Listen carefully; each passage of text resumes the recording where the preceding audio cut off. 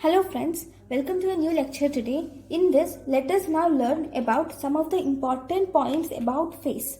So what is face? Face is the front aspect of the head possessing the eyes, nose and mouth.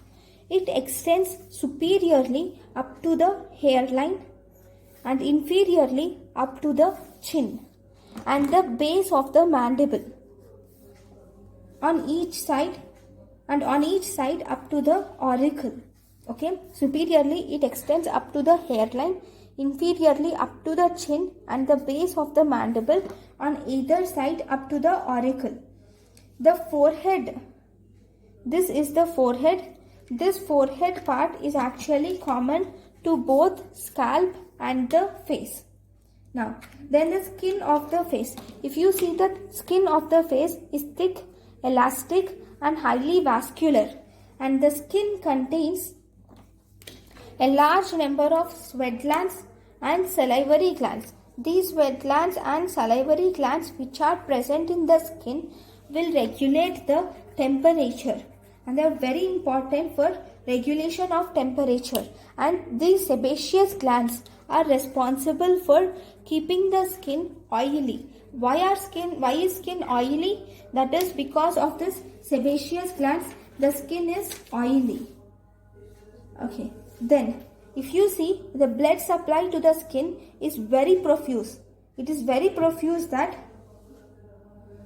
any skin flaps which you take or which you provide to this area easily heals.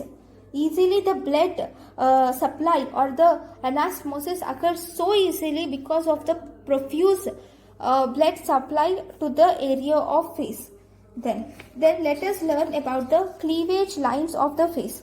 So if you see the cleavage lines of the face, what are these cleavage lines?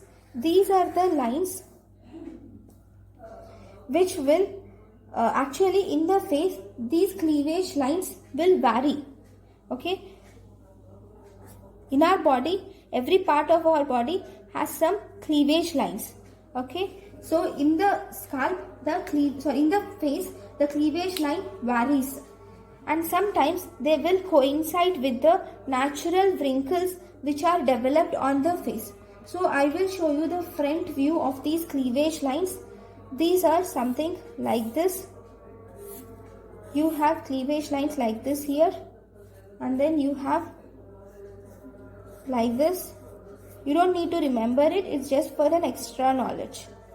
Okay, this is how the cleavage line in the front of the face is, and these will coincide with natural wrinkles because repeated folding of the skin perpendicular to the long axis of the muscles of facial expression results in wrinkles. Because of constant continuous folding, that will result in wrinkles. So if you see, I will also draw the same view from the side. I'm sorry, this is horrible. Okay, yeah, this is a little better. Fine. Here I will draw the natural wrinkles or cleavage lines in the side. In the side, the cleavage lines look somewhat like this. You don't need to learn this, but this is just for an extra point.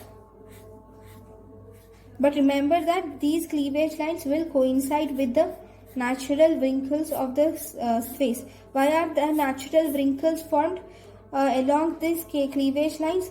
Because of repeated folding. Okay, because of repeated folding, the skin becomes lax and you can see the wrinkles. Okay, then if you see, this is about the skin. Then below the skin we have superficial fascia.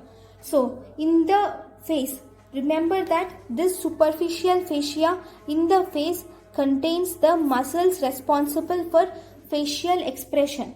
All the muscles, most of the muscles which are responsible for facial expression are present in the superficial fascia, and it also have the pad of fat. This fat is present in all over the face except it is absent in one region. It is absent in eyelids. Eyelids have no fat, and if you see, fat is very well developed in cheeks. This fat is called as buccal pad of fat, which is very prominent in the babies. In the babies, if you see the buccal pad of fat, this fat is very prominent in babies. Why?